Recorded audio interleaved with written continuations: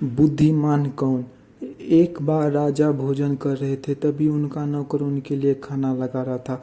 राजा से मिलने के लिए उनके एक मित्र आए हुए थे। वह राजा के साथ ही भोजन कर रहे थे। राजा के मित्र ने कहा कि हमारे पड़ोसी राज्य पर कोई भी हमला बोल सकता है। वह हमसे मिलने आए थे और उन्हें सुरक्षा चाहिए। अब आप ही बताएं, हम किस तरह की सुविधा उन्हें दे सकते हैं जिससे कि उनके राज्य को बचाया जा सके। राजा भी सोच विचार कर रहे थे, जबकि राजा यह समझते थे कि मैं बहुत ही बुद्धिमान हूँ और मैं सब कुछ बता सकता हूँ।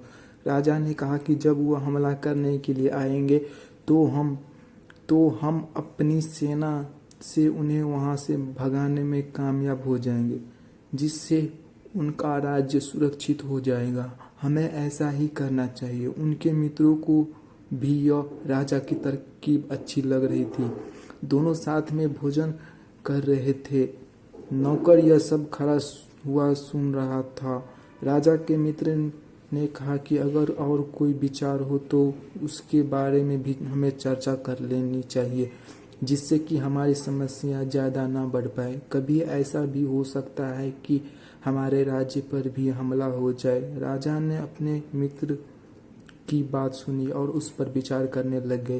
तभी उनका नौकर आकर बोला कि हमें युद्ध नहीं करना चाहिए, बल्कि हमें समझौता कर लेना चाहिए। राजा और राजा का मित्र नौकर की ओर देखने लगे, क्योंकि नौकर ने बहुत बड़ी बात कह दी थी। राजा को यह बात पसंद नहीं थी कि नौकर हमारी वार्तालाप में बोले। जब भोजन समाप्त हो गया तो राजा ने अपना दरबार लगवाया और उस नौकर को राज दरबार में बुलाया। जब वह नौकर राज दरबार में आया तो सभी लोग कहने लगे कि आपने यह सब अचानक ही क्यों बुलाया। राजा ने कहा कि नौकर हमसे ज़्यादा जानता है और यह कह रहा था कि हमें समझौता कर लेना चाहिए, और अब हमें इसकी पूरी बात सुननी पड़ेगी कि यह ऐसा क्यों कह रहा था।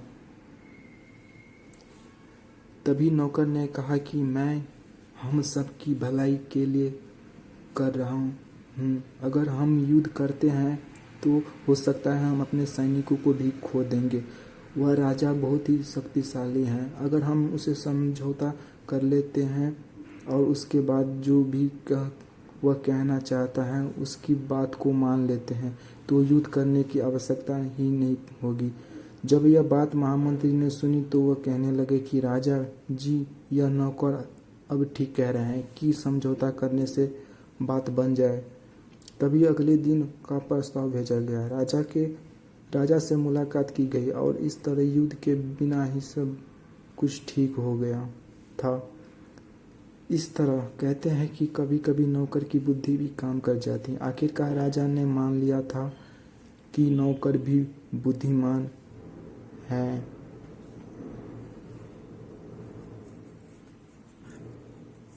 कहानी अच्छी लगी हो तो एक लाइक ज़रूर करें और हमारी चैनल को सब्सक्राइब ज़रूर करें।